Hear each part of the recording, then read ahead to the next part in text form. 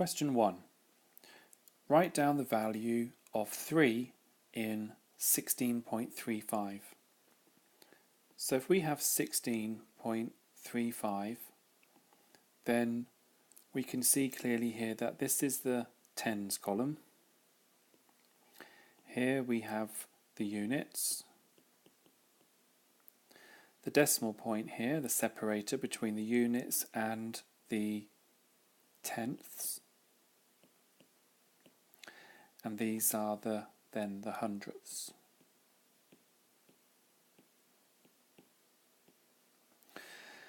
Now we want to write down the value of 3 in the number 16.35. So we would say 3 tenths. And we would write that like so, 3 tenths. Question 2. Here is a list of 6 numbers. 1, 3, 6, 9, 12 and 24. It says here which number in the list is not a factor of 24. Well, if we look at how to make the number 24 using whole numbers, which is what factors are all about, we've got 1 times 24, 2 times 12, 3 times 8, 4 times 6, and if we want any more, then we just have to go 6 times 4, 8 times 3, 12 times 2, 24 times 1. But the unique numbers we have are 1, 2, 3, 4, 6, 8, 12 and 24. So which one is not in that list? Well, 9 seems to be the culprit here. So 9 is not a factor of 24, and that would be the answer. Question 3. Write 0.21 as a fraction. Well, I don't think that's a very easy question for someone who's on a foundation paper, but let's have a go. Would you agree that 0.50 is the same as 1/2, i.e. 0.5, 1/2? And is that the same as 50 out of 100? So if you think about it, if you scored 50 out of 100, would that be half marks? Yes, it would. So we can say that 0.50 is the same as 50 out of 100. So what do you think 0.49 would be? How much out of 100 do you think that would be? Well, yeah, it would be 49 out of 100. So I think we're safe to say that 0.21 would be 21 out of 100, and that would be the fraction equivalent. Question 4. Simplify 5f minus f plus 2f. Well, 5f means 5 lots of f, and then we've got to take away 1 lot of f, which we can just write as f, and we've got to add 2 lots of f. So if we looked at these first, 5 lots of f and 2 more lots of f, well, that would be 7 lots of f, which we could just write as 7f. But we've got to take 1 lot away. So if we had 7f and we had to take 1 lot of f away, then the answer would be 6f. And I think when you get better at these, you'll be able to spot the relationship between 5 and the f. It means not 5 add f, it means 5 times f. Okay? So you need to kind of get up to scratch with your algebra, and then these will start to become more and more easy. So for example, in part B, it says simplify 2 times m times n times 8. Well, I always start with the number parts first, because as it's timesing, it doesn't matter which order you do it in. Because, for example, 2 times 3 is exactly the same as 3 times 2. Doesn't matter which order. So if we look at the numbers first, 2 times 8, well, that will give us 16. And then we've got m times n, which is just mn. So we've got 16 mn. What you can't write is the letters first, mn, and then put a 16 at the end.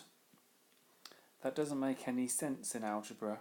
If you have something like 2f here in part A, and you tried to write f2, then that wouldn't exist in algebra either. I think one of the reasons for that is because f2 would look very much like f squared, and there could be some ambiguity there or some confusion. So back to part B, 16mn. You could write 16nm, doesn't matter which order the n or the m appear in, either would be perfectly fine. For part C, we have to simplify t squared, add another t squared. So if you think of t squared being t multiplied by itself, and then we're adding that again, then you need to ask yourself, how many times are you adding t squared? Well, you're adding it twice, so you'll end up with 2 lots of t squared. And you can write that very simply as 2t squared. So that's what I would write in the exam. Question 5. A shop sells pens at different prices, and it says the cheapest pens in the shop are 27p each, and Lottie buys 18 of these pens. How much change will she get from a £10 note? Well, that can easily be done on a calculator. I'll always show you a pen and pencil method. So let's have a look. And then 23 and 5, that's 28. 2 and 2, that's 4. So that's £4.86. So there'll be £5 and 14p change. It now says instead of buying the cheapest pens, Lottie buys 18 of the more expensive pens. She still pays with a £10 note. How does this affect the amount of change she should get? Well, a bit of a strange question for me, because if the pens were, say, £1 each, the expensive ones, and she bought 18 of them, well, she couldn't, not with a £10 note. So I don't really like the question too much, but just say that the pens were a little more expensive than the ones that cost 27p, then it would obviously be that there would be less change given.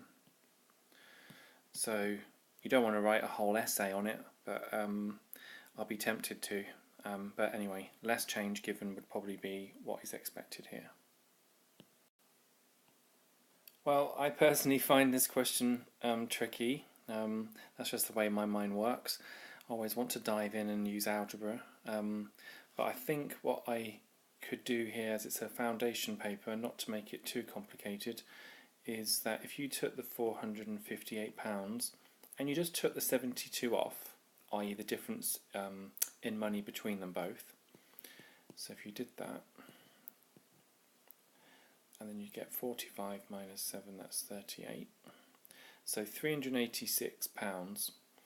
And if you split that evenly between them, so you divide that by 2, and you can do this all on a calculator, you'd get £193 each, say.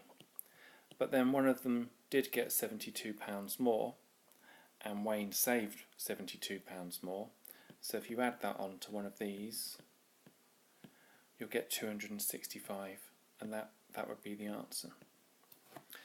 An alternative way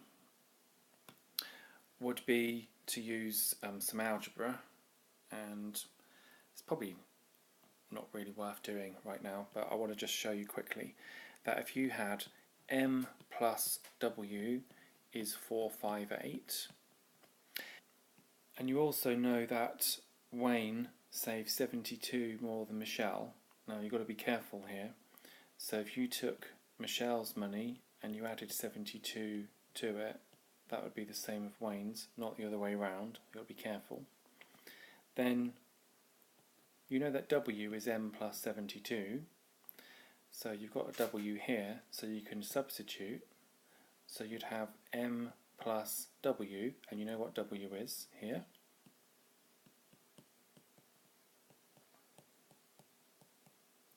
Now, if you just watch carefully, then if you see this here, you see 2m plus 72 equals 458. And then if you look at this step here where I took 72 from both sides, that's exactly what I started off doing here. So the algebra does speak the truth. It will tell you how the process works if you just follow it through. So you'll have 2m here, and then you'll have 386. And then if you divide everything by 2, which is what you did here, you'd have m is 193. And you know that Michelle had £72 less, i.e. Wayne had £72 more. So Wayne would be, well, there you go, m plus 72 would be Wayne, and so you know the answer would be 265, i.e. 72 more than this. So the algebra can be handy, and that's probably how I would have done it, but I don't know if that's expected here. Question 7. Work out 70% of 90. Well, this is a calculator paper, and there's a couple of ways of doing this. I think one way that people like is to say that 100% would be 90, 10% would be 9, 10 times smaller, 20% by doubling the 10 would give you 18, so 40% would be double 18, which is 36, and then can you see here that 40 and the 20 and the 10 make 70%, and all you have to do is add these numbers on your calculator or by hand. So 9 and 8, 17 and 6 is 23, and then 1 and 3 makes 4, and the 2 is 6. So you'd get 63. So that's one way. If you had written down 70% as 70 divided by 100, or 70 100ths, and you realise that of is the same as times, then on your calculator you could have done 70 divided by 100 times 90 would give you 63 on the calculator, or 70 times 90 divided by 100 would also give you 63. One way that I like to do these type of questions is mentally in your head. If you know that 70% of 90 is, as a wild guess, say something like 70, because you know 50% of 90 is 45, i.e. halfway, then you can pretty much guess that 70% is going to be 60 or 70. And say if you said your estimate was something like 70, then here's a nice little thing that you can do. You can look at the numbers that has significance. So when you come to do significant figures, you'll realise that this number has significance here in terms of tens, and the number is 7. And this number here has significance, its number is 9. And if you know what 7 times 9 is, and we know that 7 9s are 63, you have to say to yourself, would that have been close to my estimate? And the answer is yes, it would be, because 63 is really close to 70, so the answer would be plain old 63. So if I did another question similar, say you had 40% of 300. Well, you can do 4 times 3 is 12, so you keep that to one side.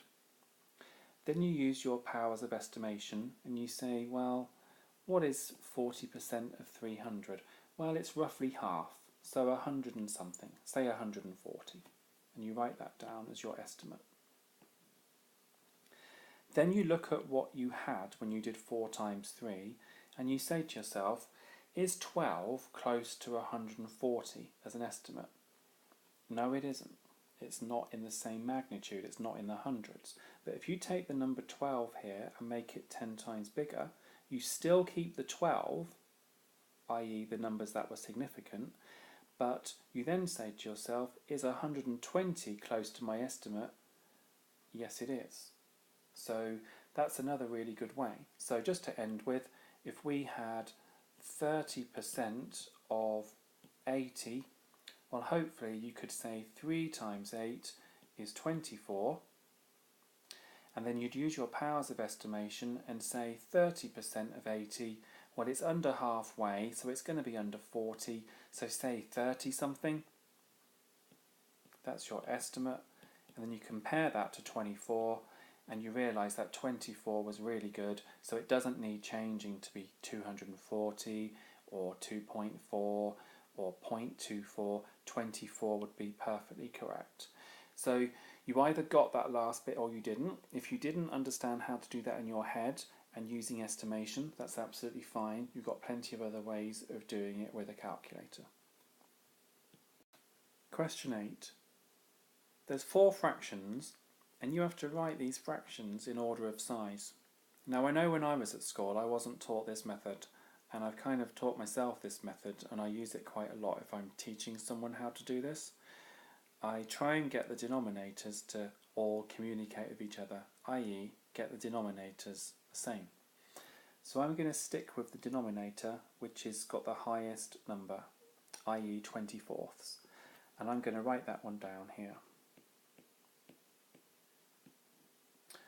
I'm now going to write 1/2 as 24ths. So what would you have to get out of 24 to be halfway? Well, you'd have to get 12 out of 24, wouldn't you? Then 3/4. What would that be out of 24? Well, a lot of you know that if you want to get a fraction to be equivalent, you can times the top by a number and the bottom by the same number, because you know in this case 6 divided by 6 is 1, and if I times 1 by 3/4, then I still get 3/4, so I've not changed the value, the numbers just seem to look different, and I'd have 18 out of 24 here. Hopefully you can see if I times this one top and bottom by 2, 2 divided by 2 is also 1, so I don't change the value, but I get here 10 24ths. So if we want them in order of size, starting with the smallest, well, the smallest one is going to be 10 out of 24, which is 5/12ths. So we can cross that one out. The next biggest is 12 out of 24, which is 1/2.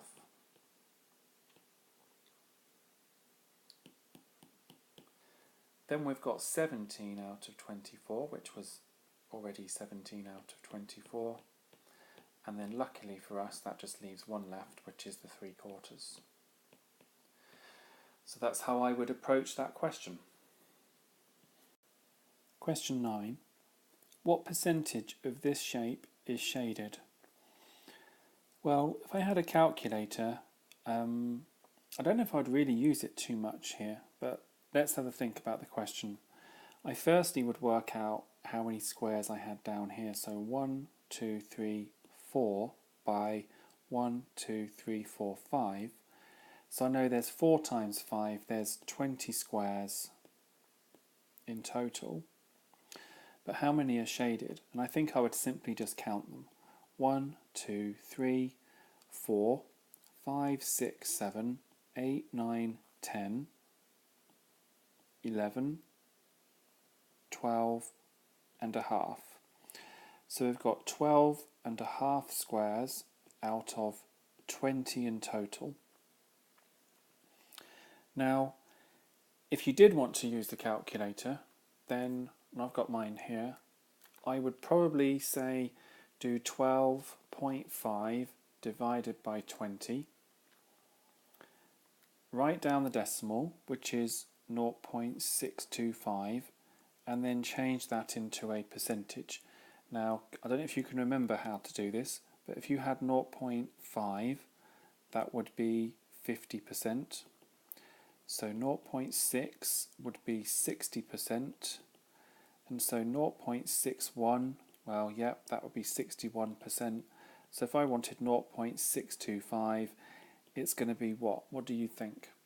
Some people would say 625%, but surely that can't be true, because 0.625 is less than 1, and 1 is the same as 100%. So we would have to say here 62.5%. If I didn't use the calculator, then I would say 12.5 out of 20. Then I'd probably say to myself, okay, well, I'm going to times top and bottom here by 5. Why? Because 25 is out of 100, and anything out of 100 is a percentage, i.e. out of 100, because cent means 100. So I'd do 5 12s are 60, 5.5s are 2.5, add them together, or just simply do 5 times 12.5 on the calculator, and you'd get 62.5 out of 100, which is 62.5%. Question 10. You have some dress sizes shown, and they're always even numbers, it says, and the manager says the mean size of the dresses is not a very useful average, and the mean size of the dresses sold that morning turns out to be 15.3. Now, could you explain why the manager is right in that it's not a very useful average?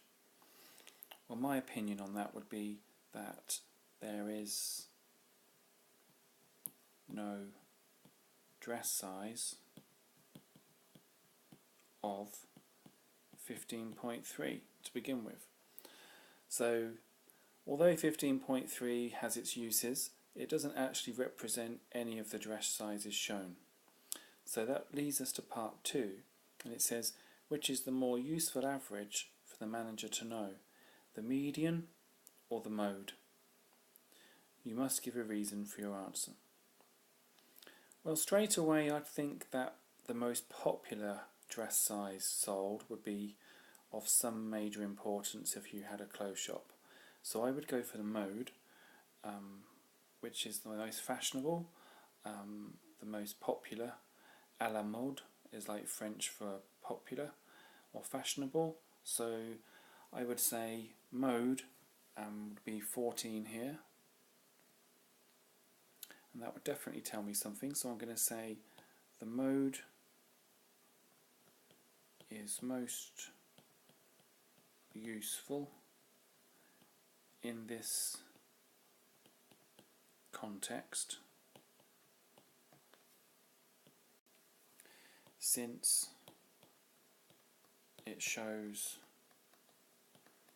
the most popular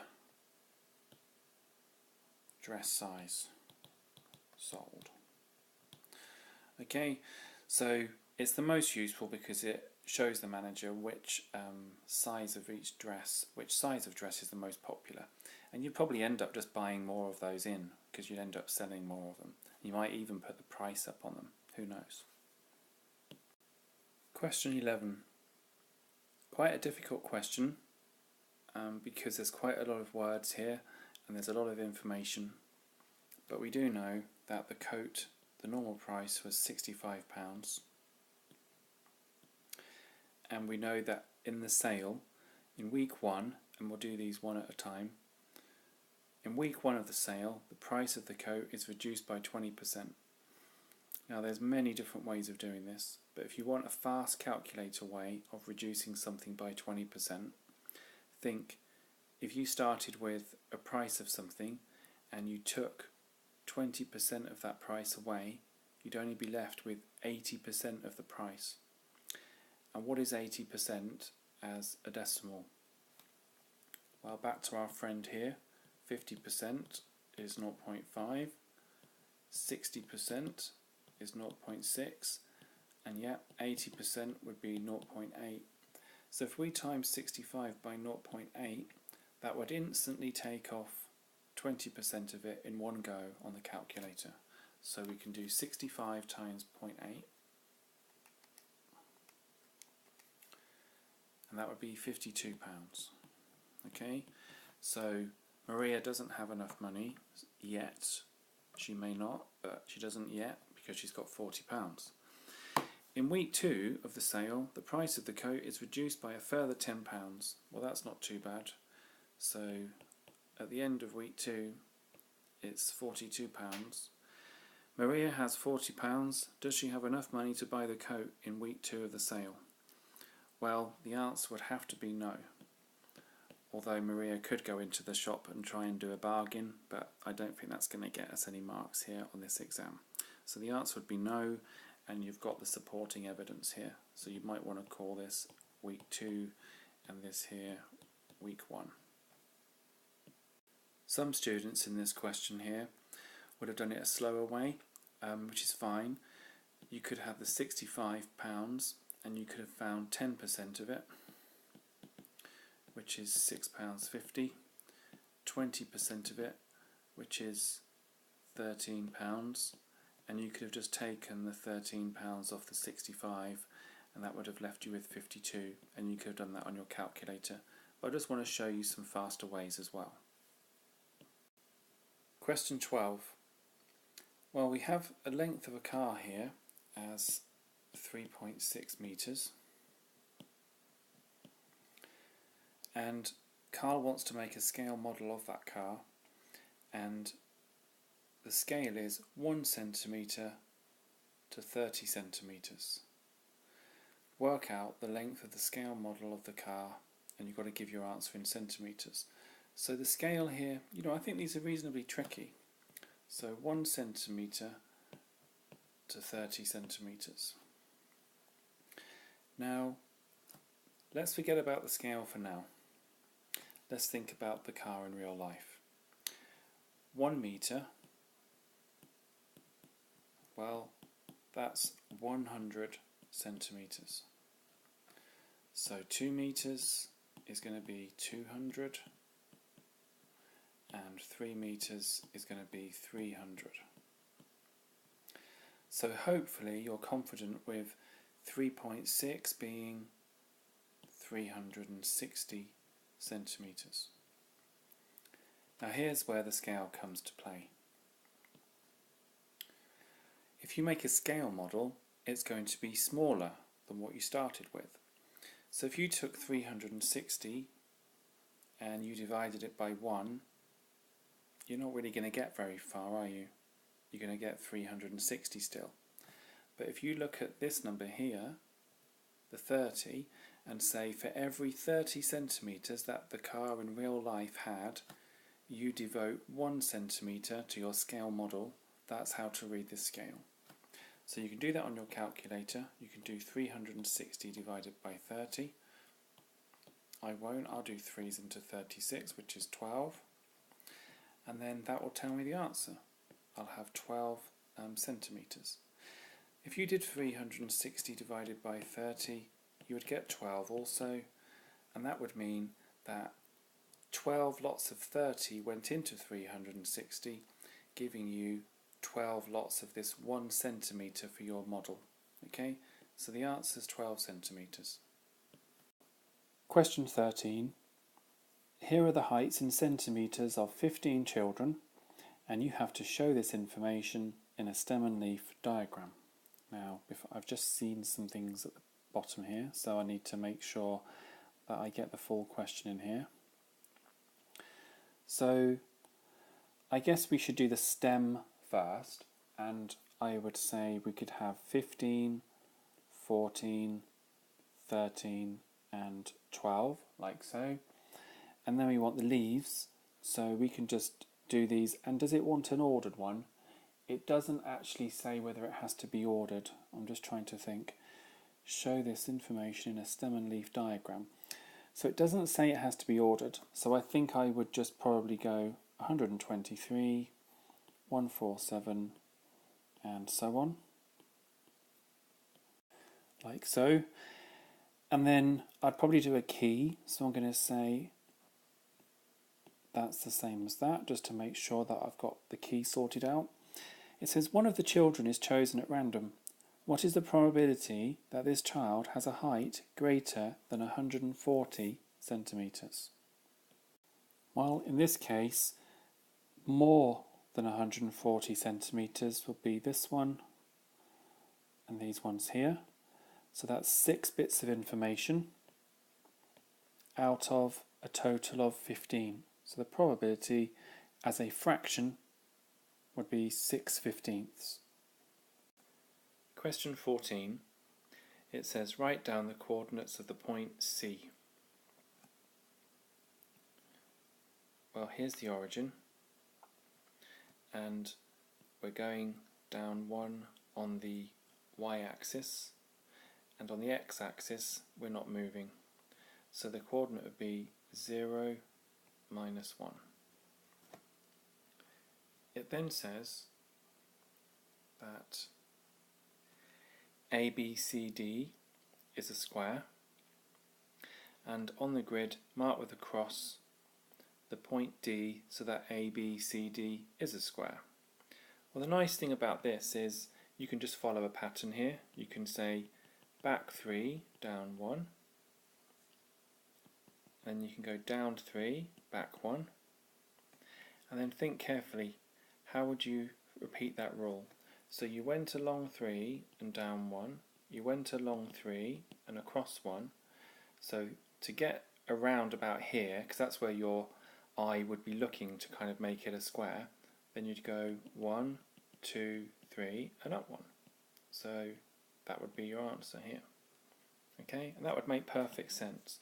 So just try and find some nice way of doing it that makes sense to you.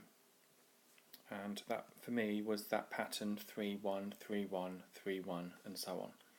So it says I've marked that point with a cross, so that's done. And then it says write down the coordinates of the midpoint of the line segment BC.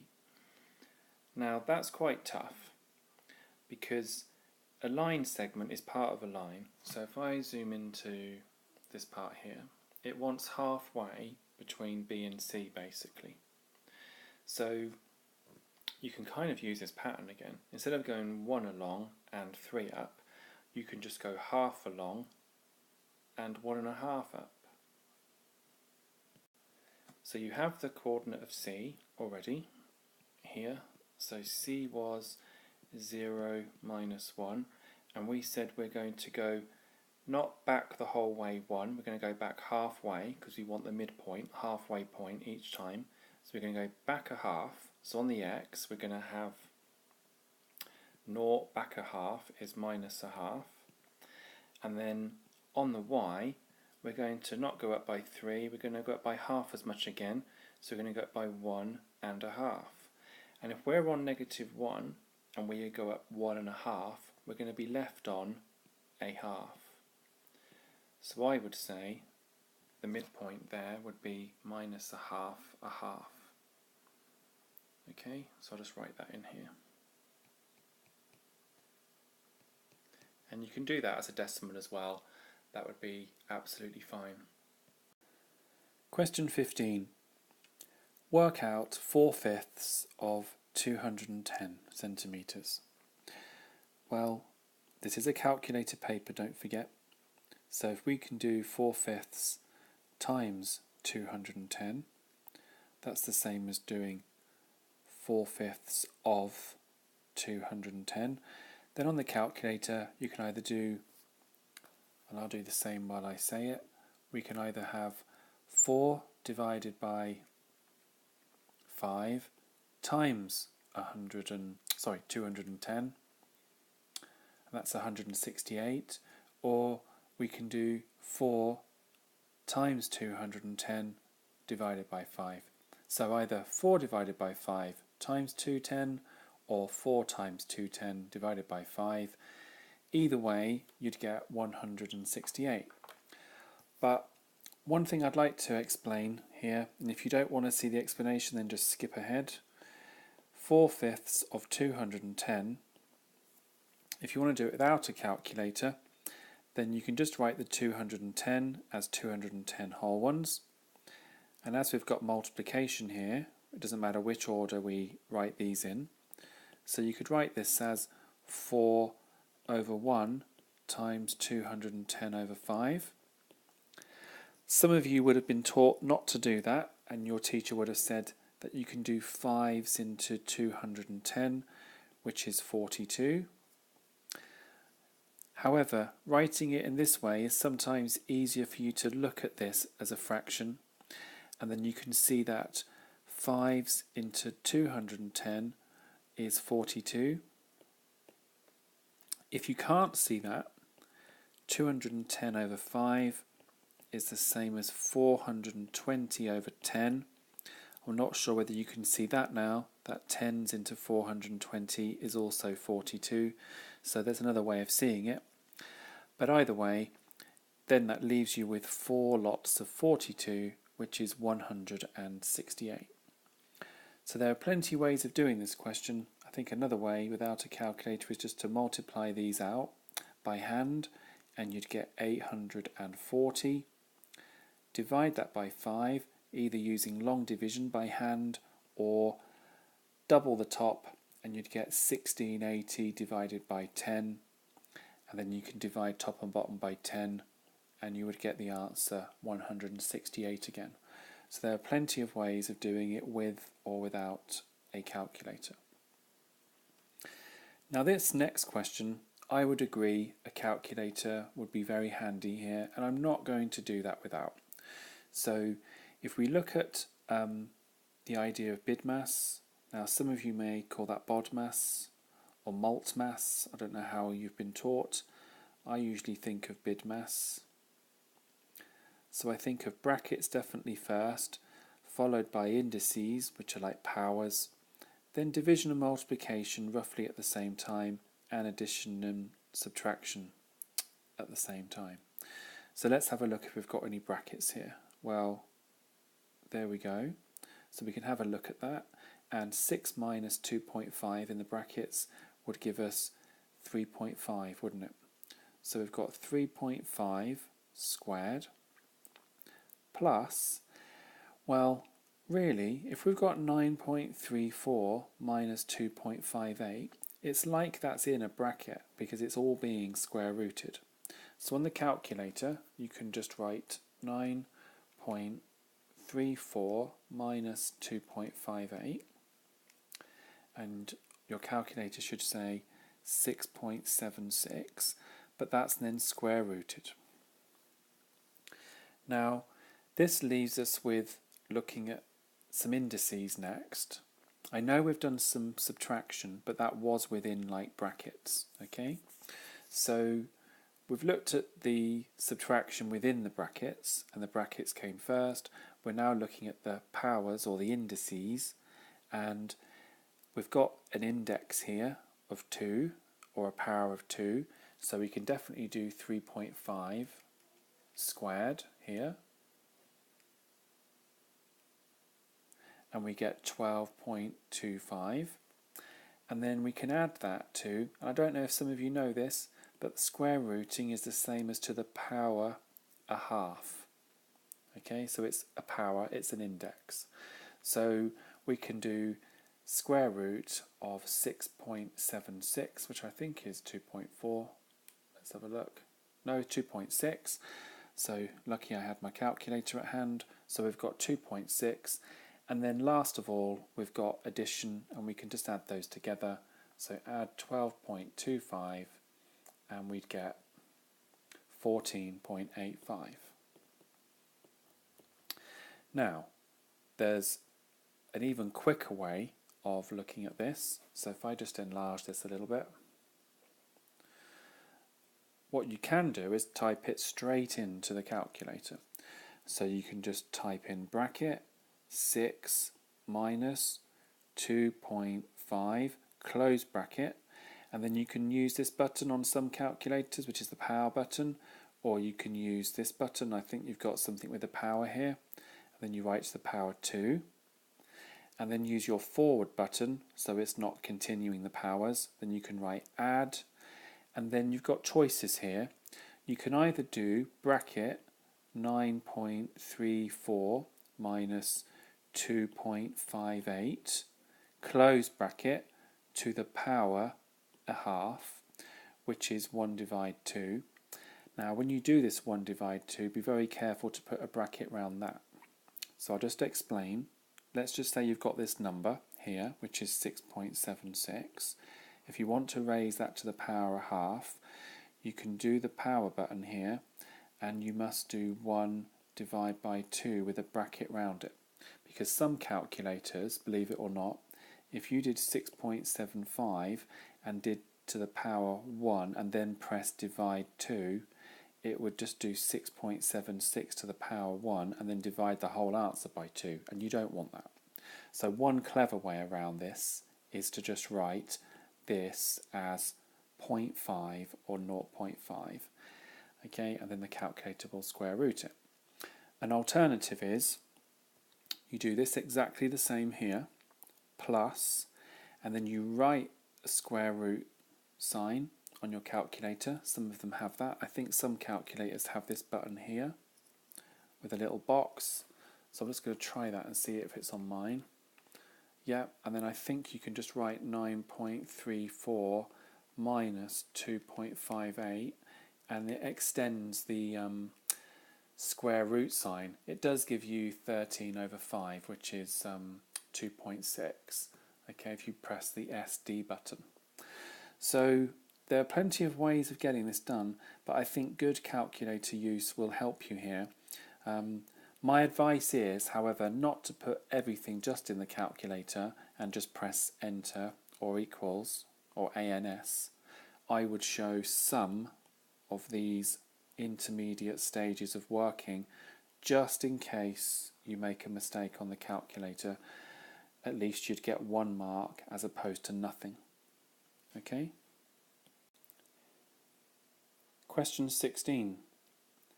Solve 4c plus 5 equals 11. Well, if we look at this as a balance, we've got 4c plus 5 on one side of the balance, and on the other side we have 11. So with equations like this, as long as we do the same thing to both sides, then we're absolutely fine. So in this case I'm going to take 5 from this side, which means to keep the balance I'd have to take 5 from this side. So that would give me 4c equals 6. Now don't forget, when you see 4 with c next to each other, it means 4 times c is equal to 6. And what I can then do is divide both sides by 4, and I will get c equals 6 divided by 4, i.e. 6 quarters, which can cancel down as 3 halves. If you wrote 6 quarters, absolutely full marks. 3 halves is just cancelled down, that's fine. I wouldn't go trying to decimalize at all when you solve equations. It's a complete and utter waste of time doing so, and it increases your chance of making a mistake. So when you're solving equations, leave as fractions if that's the natural thing that comes out. You don't have to do decimalization. Okay? Now, with part B, we have 5 lots of e plus 7 equals 20. Okay, now when I say 5 lots of, I mean 5 times whatever's in this bracket. So we have an e in this bracket, so we want 5 of those. And we have 7 in the bracket, better still, plus 7, positive 7, and we want 5 of those. Not 5 add 7, no, 5 lots of 7. So we want 35 here. And that's equal to 20. And then we just get back to a nice question like this. So we'll take 35 from both sides. And that would leave us with 5e equals, don't forget, negative 15. 5e means 5 times e, so we can divide both sides by 5, and we would have e equals negative 15 fifths, which is absolutely fine. I can see now on a calculator paper why people would decimalise, because I've just remembered and thinking, if I was a student, what would I do? I might do negative 15 divided by 5 if I was tempted, but I would get negative 3 anyway. Whereas for this one here, if I did 3 divided by 2 on my calculator, I'd get 1.5, but it's unnecessary. What is necessary is to try and show the examiner your skills, and 15 fifths is the same as 3, so I would just write negative 3, but negative 15 over 5 is absolutely fine.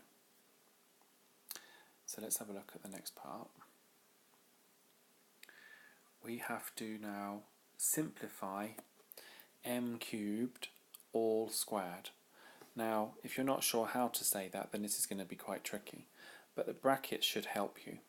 So what's in the bracket? We have m cubed in the bracket, and we're being told to raise that bracket to the power 2. Now when we do something to the power 2, we square it, which is like timesing it by itself. Now, if you're not sure what to do next and you don't know the rules of indices, if you do, you'll know to add these, and that will give you the answer m to the power 6, job done. If you're not sure of this, then you can write this as m times m times m, which is m cubed, times by the same thing again. And then you can count the number of times that m is multiplied by itself. 1, 2, 3, 4, 5, 6. So m has, if you want to think of it this way, 6 powers. So you're timesing m by itself 6 times. You're not doing this, you're not saying m, and so on, and you're not saying the answer is 6m, because that is this. Okay? And that's not what we're talking about here. Okay? So we're not talking about that, we are talking about this. Question 17. We're given a diagram here, and we're told that ABC is a right-angled triangle. ABC, right-angled triangle, and we always write a little square in the corner to show a right angle. It says P is a point on AB, and Q is a point on AC. And it says AP, that distance, is the same as AQ, and we denote that by a cross, a line on each of the sides here. Okay, a line, not a cross. We've got to work out the size of angle AQP. So A to Q to P would make this angle here. Well, firstly, let's zoom in on the triangle a little bit, and let's get going. We know that this angle here must make the bigger triangle ABC add up to 180 degrees in terms of its angles. And you already had 90 here. You've got 22 here. So if we add 90 and 22, and you can do that on your calculator obviously, then we'd get 112. And that would leave, well, you can do 180 minus 112, and that would leave you 68 degrees for this angle here. And your reason you would write down is because angles in a triangle add up to 180 degrees. Now, the nice thing about this question is that this angle will be the same as this one. And the reason is because it's an isosceles triangle, so the base angles will be the same. Now, also, the angles in this triangle must also add up to 180 degrees. And we already have 68, so we want to add something to make 180, and that will be what these two base angles add up to. So if you think about it, 68 plus 112 made the 180, didn't it? And we could see this number here before. Now that 112 has got to be shared equally between this one, the one we want, and this one. So half of 112 is 56. So back to the question, I would say that angle, we can use that sign for angle, AQP is 56 degrees. You can also say AQP with a little hat on there for angle is 56 degrees. Okay, and you can just give your reasons yourself, because I've given you the explanation here. So in the exam, of course, you'd write in full sentences if you can. If you can't, just try and make your point clear enough. Question 18.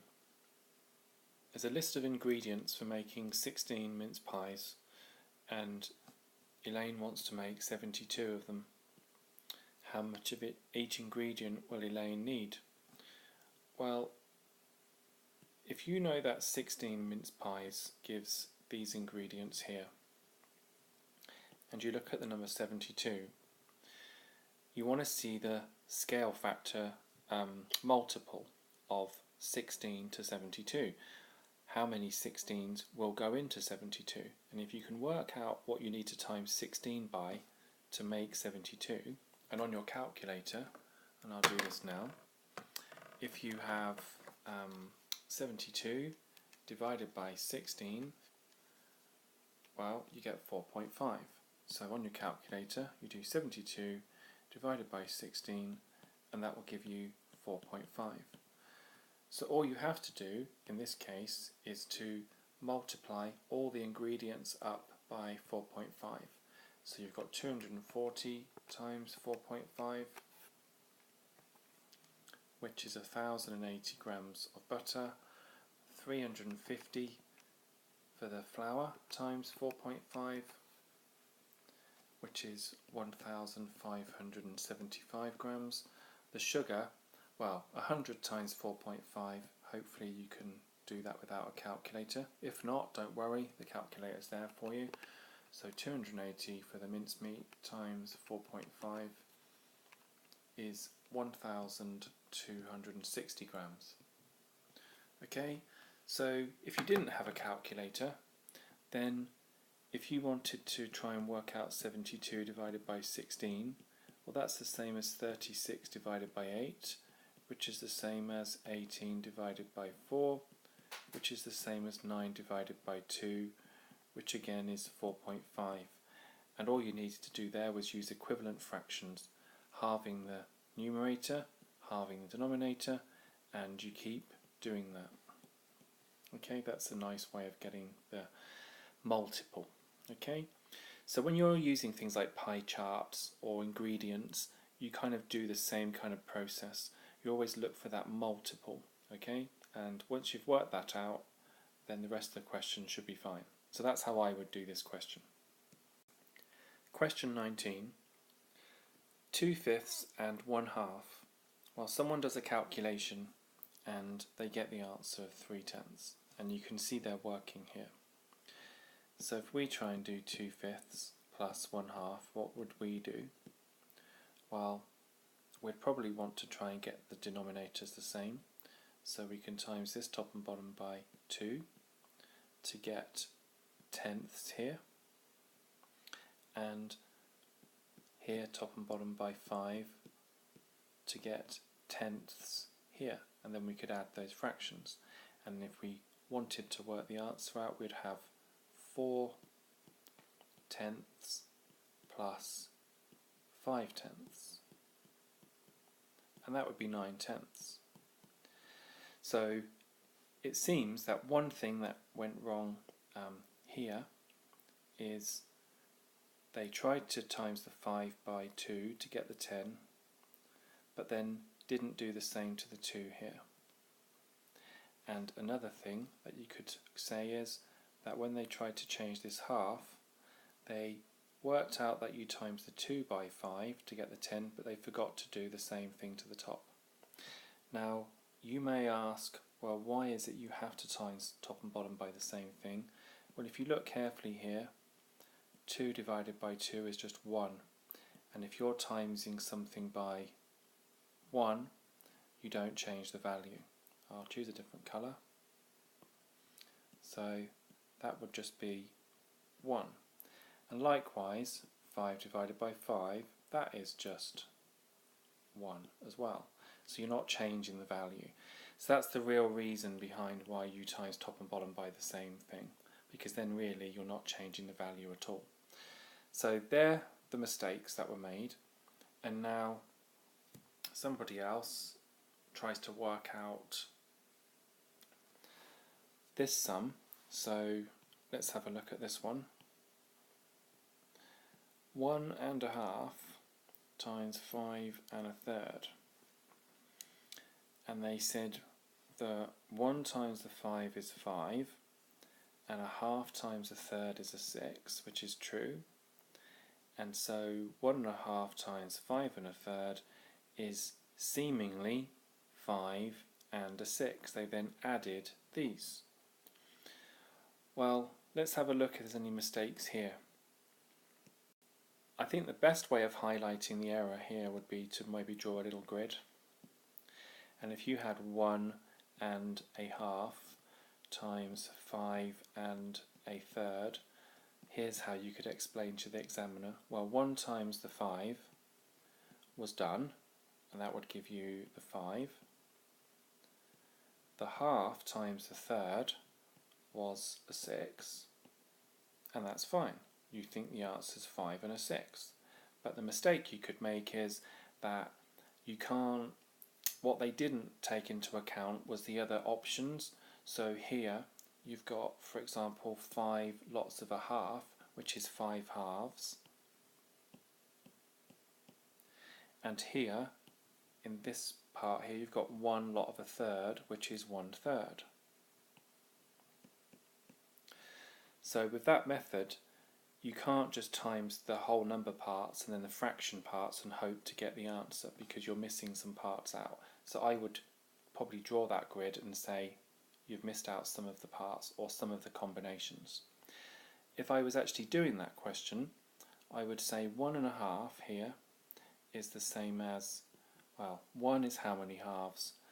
2 halves, and another half, that's 3 halves. So if you think of 3 halves, that's 1 whole 1.5, which is the same as 1.5. And then how many thirds into 5 whole ones? Well, there's 15 thirds, because in each whole one there's 3 thirds. So if we want 5 whole ones, that is 15 thirds, and 1 more, that will be 16 thirds. And then when we multiply fractions, we can just multiply the denominator, multiply the numerator, and then we can cancel it down. So I'll write that here, and we'd have 24 thirds, which is actually 8. So the answer is actually 8. So 5 and a 6 is definitely wrong. And if you think about it, if you had 5 halves and 1/3, and you added that to 5 and a 6, you would get 8. You'd have to, because that's what you missed in the first calculation. That was wrong. Okay, so that was wrong. This is right. Question 20. Make t the subject of the formula w equals 3t plus 11. Well, let's write that down.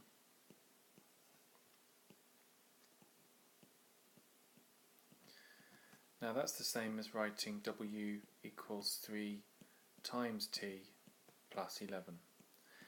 And when you want to make t the subject, it means you want to isolate the term t on its own. So a nice way of doing that in this situation is, firstly, just take 11 from both sides, because it's a balance, don't forget, and we'd have w minus 11 equals 3 times t. Okay, you don't have to write 3 times t. If you're confident that 3 times t is 3t, you can just write 3t. And then put a little circle around here and think, well, how can I get t on its own? I've got 3 of them and I just want 1 of them. So what is it I can do to both sides to get T on its own, i.e. one lot of T?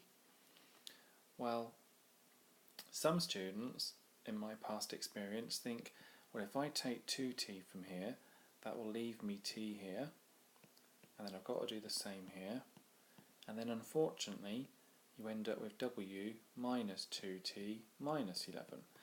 And the problem with that is you've got T appearing here and here again. In fact, it's a lot more complicated than what we started with at the top. So what you'd actually do is not adding or taking in this situation. You would either do some timesing or dividing. So it's kind of similar to the recipes question that we had before. It's a timesing or dividing relationship, and it's the same with pie charts. So when we're looking at an equation here and we have 3 times t, it'll be a good idea to divide both sides by 3,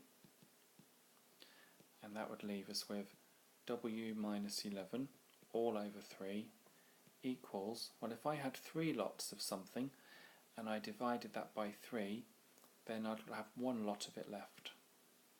So t will be w minus 11 all over 3, which is the same as w over 3 minus 11 over 3 if you really wanted to.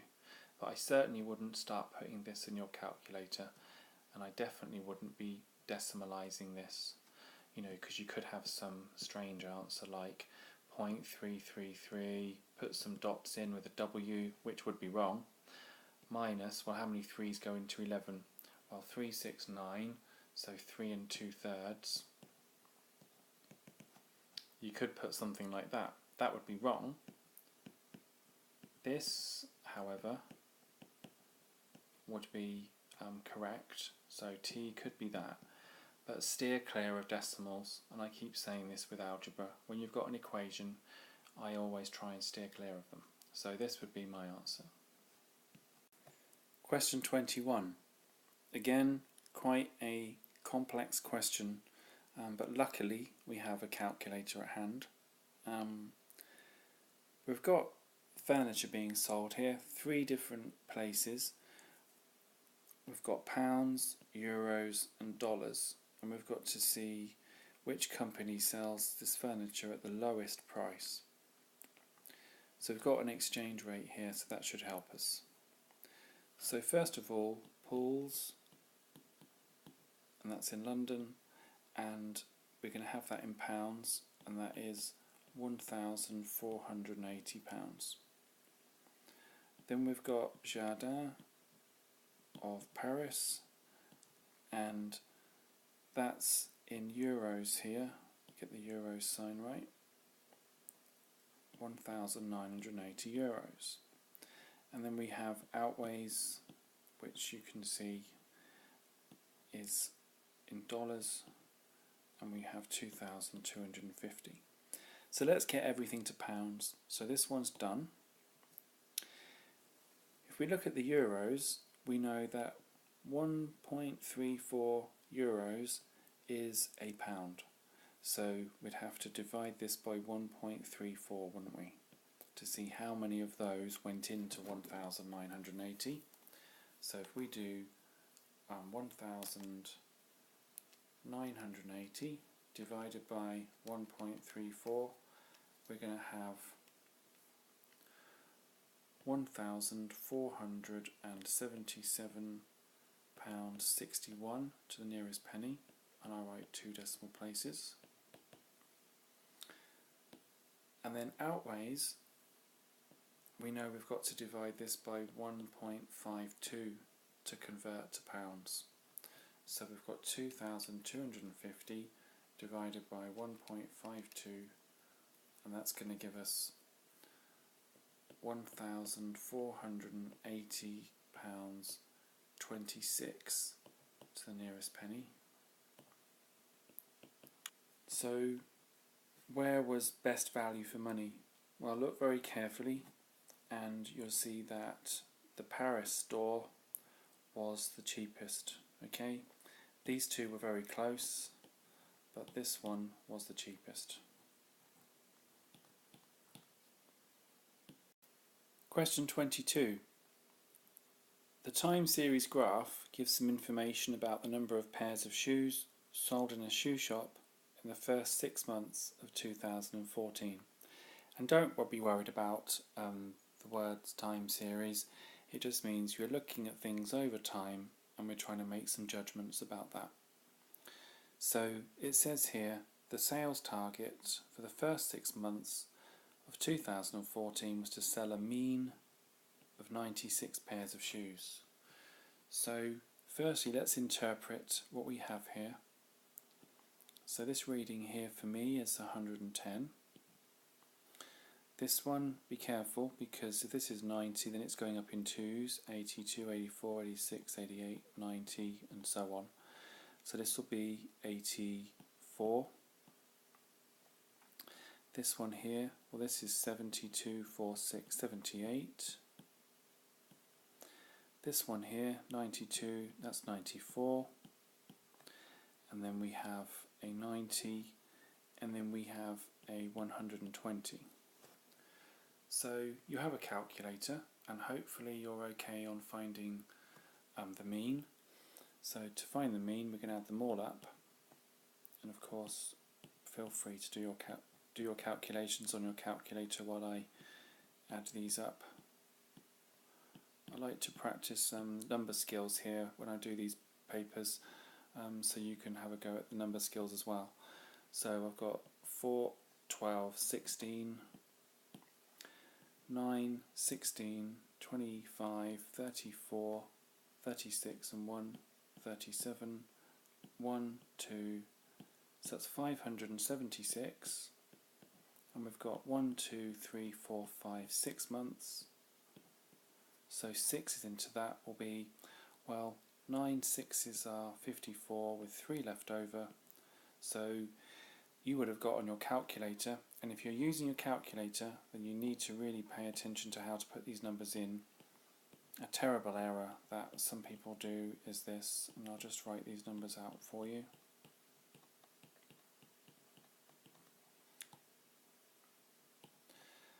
This is what you'd do. You'd put the bracket, then you'd write all these numbers, close the bracket and then press divide 6. What you can sometimes find is that people forget to do this first bracket.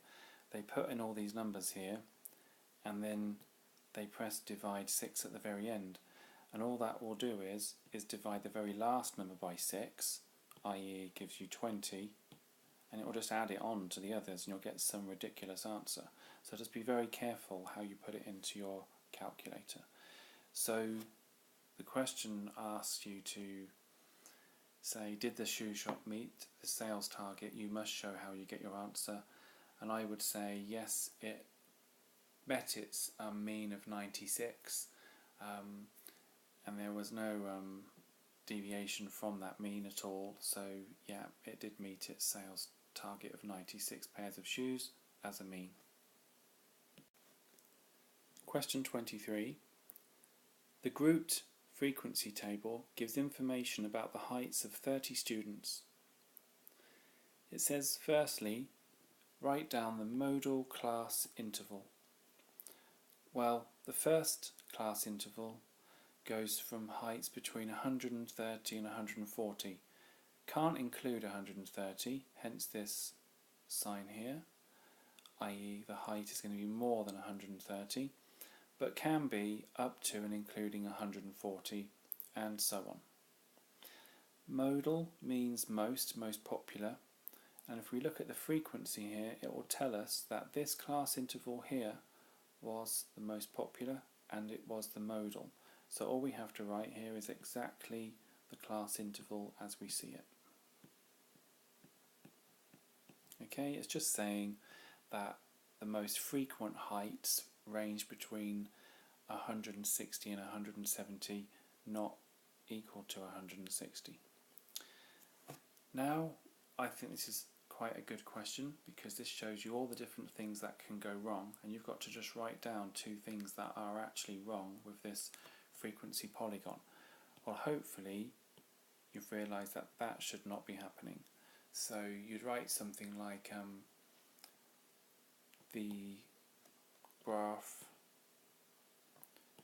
should not join up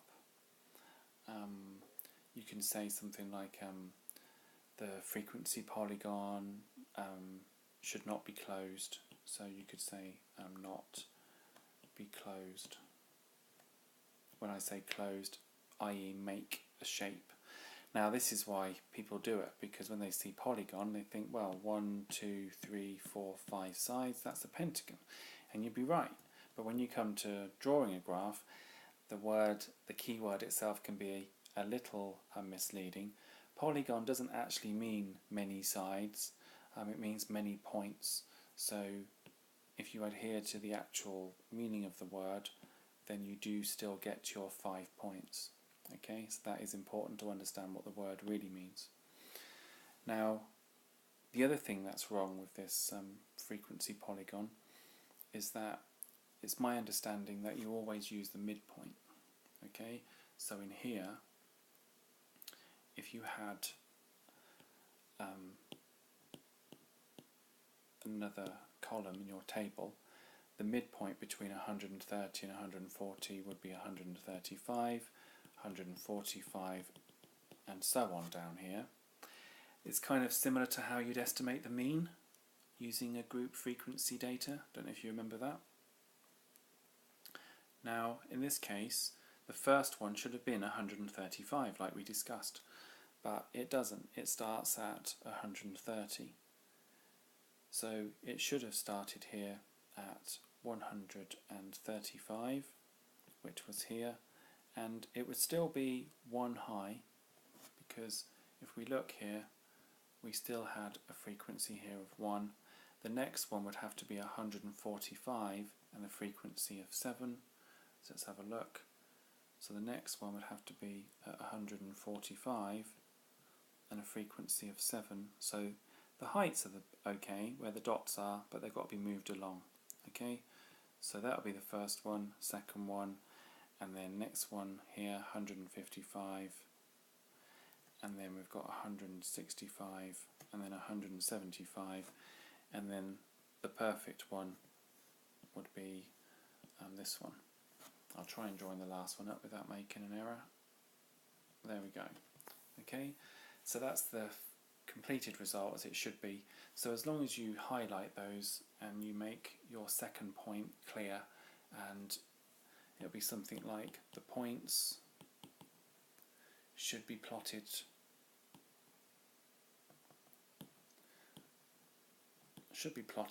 at the midpoints. Okay, so that's that for that question. Question 24. I think this is the most difficult question on the paper, so I've done this one last. At 9 AM, Bradley began a journey on his bicycle. From 9 AM till 9:36 AM, he cycled at an average speed of 15 kilometers per hour. So, if we look at 15 kilometers per hour, that's the same as 15 kilometers per 60 minutes. And if we divide top and bottom by 60, that would give us 15 sixtieths of a kilometre in 1 minute. And then if we times top and bottom by 36, we'll get 15 sixtieths of 36 kilometres in the 36 minutes required, because don't forget that's the time difference there. And if you do that on your calculator, 15 sixtieths times 36, you can either do 15 times 36 divided by 60, or 15 divided by 60 times 36. You'll get 9. So 9 kilometres in 36 minutes. So by the time the 36 minutes is finished, and be careful with your scale here, be really careful, then you'd have gone 9 kilometres. So your distance time graph, you'd have this to show your constant speed there. Okay, so that's the first thing to do. Then from 9:36 to 10:45 AM, he cycled a further 8 kilometres. So I've done the difference from 9:36 to 10:45, and I've made sure it's gone up 8 kilometres here, because this is the distance axis here. And be very careful here because it goes up 2 spaces for each one. Okay, so just be very careful of your scale. So I've joined that up here. And then lastly, it doesn't say put this on here, but I've done it anyway. So from 10:45 to 11 AM, Bradley cycled at an average speed of 18 kilometres an hour. So I've done the workings here. 18 kilometres in 1 hour is 18 kilometres in 60 minutes. If I divide top and bottom by 4, I'll get 18 quarters of a kilometre in 15 minutes. Why 15 minutes? Because that's the difference required here from 10:45 to 11 AM. And if you do 18 quarters on your calculator, you'll get 4.5 kilometres in 15 minutes. So that's the distance Bradley cycled from 10:45 to 11 AM, 4.5 kilometres. So I'll write that here. And I've just shown this on the distance time graph here. So we've got the 45-minute time difference, and I've just added on the 4.5 kilometres here. Put a point and then just join them up. So here you get your distance time graph, and that's what you'd have to write in the exam. Question 25. Toby invested £7,500 for 2 years in a savings account. He was paid 4% per annum compound interest, and you got to work out how much money did he have in his savings account at the end of the 2 years. Well, you have a calculator, so I'm going to try and explain this method to you. If you take the principal amount, i.e. the £7,500 that was in the account at the start, and you know that the interest rate is 4%. If you want to add 4% to something automatically, then here's what you can do. So if we start with a simple number, say 100. If we wanted to add half as much again, then what would we times 100 by to automatically add half as much onto the 100 we started with? Well, we'd times it by 1.5, because that would mean we'd have 100 times 1.5, which would be 150. And what would have happened is 100 would have gained 50% of itself, and it would have been added on all in one go. So you could say that timesing by 1.5 is like automatically adding on 50%. So in this case, if we want 4% added on, then we can times by 1.04. Because if we looked at a percentage as a decimal, 0.04 would mean the same as 4 hundredths, because this is the tenths column, this is the hundredths, so 4 hundredths, which is the same as saying 4 per 100 or 4 per cent, because cent means 100. So that's how much money, believe it or not, would be in the account at the end of the first year, and it's really as simple as that. So we can work out that on our calculator. We don't need to show it as workings, but we can just write it down anyway. So 7,500 times 1.04, that gives me 7,800. But you want it at the end of 2 years. So I put a box around this on purpose here, because imagine that's what's in the account after the first year, and if you want to see it as a number, then there it is. If we times that amount by 1.04 again, then it's the same as doing that, and if you put that in your calculator, we'd have 7,800 times 1.04, which is £8,112. Now some of you may have noticed that if we times by 1.04 and 1.04 again, that's like timesing by 1.04 squared. Now this number here is called the multiplier because it's like adding 4% compound, i.e. added again and again and again at the end of each year, to the principal amount, which is 7,500 in this case. So here's a question for you. What sum would you write if Toby invested £4,000 for 12 years at the same interest?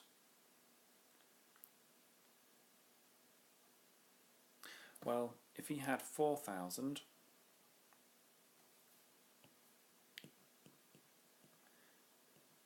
and it was 12 years at the same rate of interest, well, we'd have 4% added on each year, so we're times by 1.04 for the first year, and then we do that again and again and again and again 12 times over, so we'd have to keep timesing by 1.04 by 1.04 by 1.04 and so on, so it would be 1.04 to the power 12. So if Toby had put £4,000 in for 12 years at 4%, then we'd have 4,000 times 1.04 to the power 12, and that would have worked out as £6,404.13 to the nearest penny. Okay, so I'm sure your teacher can explain percentages to you as well, but that's a good explanation of that question. Question 26. These kind of questions, I believe, are what students dread the most of the time, because there's so many words and so much to look at that you can get lost very quickly. So I'm just going to write the names down here first.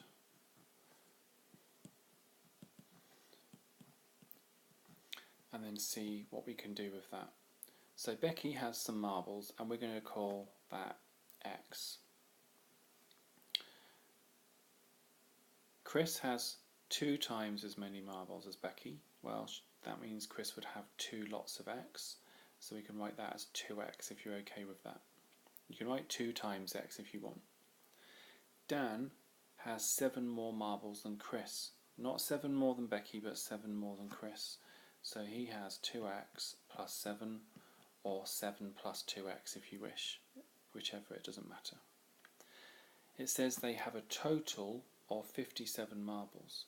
So that would mean that if you did X plus the 2X plus the 2X plus 7, in total that would be 57. So really all you've got to do is solve that equation. That's what I would do. So I'm going to firstly look at simplifying this. I'm going to have X plus 2X plus 2X is 5X, plus 7 is 57. I'm going to take away 7 from both sides, and that would give me 5x equals 50, and then 5 times 10 is 50, so x would be 10. So the actual numbers would be, Becky would have had 10, 2 times 10, that's 20 for Chris, and then 2 times 10 is 20 plus 7 is 27 for Dan. Now let's answer the question now. Dan says, if I give some marbles to Becky, each of us will have the same number of marbles. Well, I would say that's not possible, because Dan says he gives some marbles to Becky, nothing to Chris, just to Becky. So if he tried to say give 7 to Becky, that would leave him with 20, Becky would have 17 and Chris would have 20 still. So there's no way that you could get Becky's to be the same as Chris's. Dan would have to give 10 to Becky to make hers 20, Chris's would be 20, but then Dan's would only be 17. So for that reason I would say no. Okay, and you can just write your little explanation out, as long as you've got the numbers to refer to. the examiner will give you full marks. So not my favourite type of question at all. You can do this by trial and improvement, by starting with a number and then building up all the values from that. But algebra, and especially the later on in these foundation papers, you really should try giving algebra a try, because if you can crack that, then that opens up a massive world for you in maths. So try and stick with the algebra, and hopefully over these papers as time goes on you'll get more confident with it. Question 27. Quite a daunting question, so you've got to read the question carefully. You've got to work out the percentage of the area of the rectangle that is shaded. So let's work out the area of the rectangle first. And of course you've got a calculator, so don't worry too much. So if you do 16 by 19, and you know what, I'm going to use my calculator for that. 16 times 19, and that's 304. So that's 304 centimetre squares, and that's for the rectangle. And then we've got this part here, haven't we? We've got half of a circle. So we know some bits about the circle here. We know that if we want to find the area, then the area of a circle is pi times the radius squared. So we know the radius here is going to be 8 because it's 16 all the way down here, isn't it? Because we've got that here. So if we can work out the area of the half circle or the semicircle, that area is going to be pi times 8 squared divided by 2. Now, I don't like using calculators too much, so I'll have 64 pi over 2, which is 32 pi, which is exact. So you've got to work out how much of the rectangle is shaded in terms of percentage of the area. So basically, this is how much the rectangle is in terms of area. Now, how much is actually shaded? Well, this 32 times pi, which if you want to do on your calculator, if you're really itching to know, then you've got 32 times pi, and that is 100.530969. The only disadvantage to that is that that is not exact. This is. So how much of the rectangle is actually shaded in terms of area? Well, won't that be 304 minus the area of the semicircle? And I'm not going to write that big decimal in there. You can use that if you wish. So that's going to be what fraction of the rectangle is actually shaded. But we want that as a percentage. So I'm going to put this in my calculator first, so I'm going to be very careful. I'm going to put a bracket around the top, and if you want to put that decimal in here, this one here, as 32 pi, then you do that now. So open the bracket, 304 minus, and I'm going to write 32 pi. And that's how much of the area is shaded. And I'm going to divide that by the total area of the rectangle, which is 304, and then I'll get what proportion is actually shaded. And so as a decimal, I get 0.66930630365 as a decimal. And if you think very carefully, what do you think 0.6693 and so on would be as a percentage?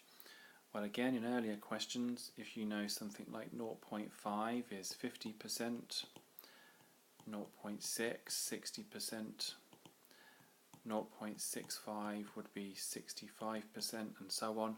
So yes, we're looking at 66.93060365 and so on. But we want it to one decimal place, So we would have 66.9% shaded, and I'm going to write 1 dp in a bracket. So don't forget for this question, it's all about the proportion, i.e. you've got the total area of the rectangle and then you've got how much in area is shaded, and if you do this number divided by this one, that's what proportion is shaded, and then if you've got that proportion you can change that into a percentage really easily by just changing decimals into percentages. And if you always go along with this little key down here, you won't go wrong. Question 28. Here is a trapezium and it says there's a square that exists that has the same perimeter as this trapezium, and you've got to work out the area of the square. Well, let's try and work out the perimeter of this trapezium first. So if we start, say, from here, then we've got 9 plus 5 plus 7 so far. So the perimeter is 9 plus 5 plus 7 plus, and we'll call this part x, this slanted part here. Well, if we make a little triangle here, then we know that this length is 5 because it corresponds to this length here, and we know that this length here must be 2. And why must that be 2? Well, we've got 7 here and the 2, and that would make the 9 here, wouldn't it? Okay. So what's coming into play now is Pythagoras. So if I draw the triangle out here that we looked at and call this C and then this D, we had this as x here. We know this is 2, this is right angled, and this is 5. Then we know that by Pythagoras, hopefully you're okay with this, that if we do an area here, and the area will be 4 because it would be the 2 squared, and then if we had an area here of a square, that would be this 5 squared, and the 2 smaller areas always make the bigger one. So this bigger area is 29. So to find the value of x, we've got to say, well, x squared, because if it's x by x, don't forget, x squared would be 29, so the value for x would be the square root of 29, or root 29. So that's this missing value here. So our perimeter seems to be 9 add 5, which is 14, add 7, which is 21, plus root 29. And that happens to be the same as the perimeter, i.e. all the way round for the square. So you've got to really think, you've got some choices now. Note that I haven't used a calculator at all, that's because I'm probably quite used to doing these type of questions and this type of work. So when you come to do higher GCSE or A level, for example, you tend to use the calculator maybe a little less. So in this situation, if we've got the perimeter of the square, then how do you work out the area of the square? Because that's what you've got to do, you see. You have to work out the area of this square here. Now the way I work out area of a square is to find one of the lengths and times it by itself. So if the perimeter of the whole of that square all the way round is 21 plus root 29, which you can decimalize now if you wish, if you divide that by 4, that will tell you one of the lengths, won't it? So we'll do that, and we've got 21 plus root 29, and I'm going to divide that by 4, and I get as a decimal now that one of these lengths here is going to be 6.596291202, and so on. So how do I find the area again? Yes, I have to do one of those lengths times by itself again. So I'm going to just square that number on my calculator now. So to the power 2, and I get an answer of 43.51105.762. And it wants your answer to 3 significant figures, so I'm going to round now. Notice I didn't round anything before, I'm only going to round at the very end. So I'm going to have 43.5, and it's going to be centimetre squares, and I'm going to write there 3SF for 3 significant figures.